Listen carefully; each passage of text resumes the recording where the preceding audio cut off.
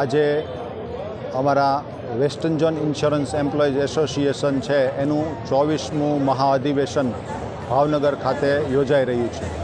આ અધિવેશનમાં ગુજરાત, મહારાષ્ટ્ર અને ગોવાના LICના વર્ગ 3 અને 4ના તમામ કર્મચારીઓના પ્રતિનિધિઓ છે એ ભાગ લેશે।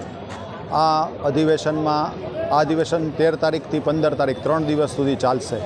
સૌપ્રથમ અત્યારે રેલી પ્રસ્થાન કરશે ટાઉન હોલ સુધી LIC ઓફિસથી, અને ત્યારબાદ ત્યાં આગળ ઉદ્ઘાટન સત્રનો પ્રારંભ થશે।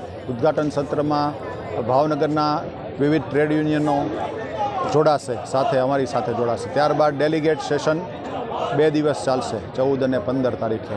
આ ડેલિગેટ સેશનની અંદર અત્યારના જે પરિસ્થિતિ છે, આર્થિક પરિસ્થિતિ, એમાં વીમા ઉદ્યોગને લગતા પ્રશ્નોની ચર્ચા થશે। ખાસ કરીને LIC કઈ રીતે મજબૂત બને એ માટે આ અધિવેશનમાં ચર્ચા થશે। અત્યારે સરકારે જે 74%થી 100% સુધી FDI વધારી રહી છે એનો અમે વિરોધ કરી રહ્યા છીએ।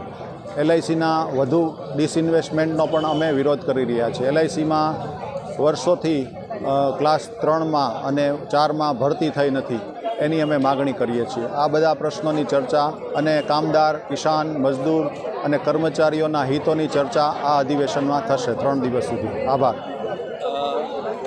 માંગણી જો સ્વીકારવામાં નહીં આવે તો આગળના પગલામાં શું લેવું? હા, તો અમારા કાર્યક્રમો સતત ચાલતા જ હોય છે। આ રેલી છે, આવેદનપત્ર છે, અને ત્યારબાદ જો સરકાર અથવા મેનેજમેન્ટ છે એ હજી તે સમજતી નથી તો અમે હડતાલ સુધીના શસ્ત્રો ઉગામીએ છીએ। આ અમારી પરંપરા રહી છે।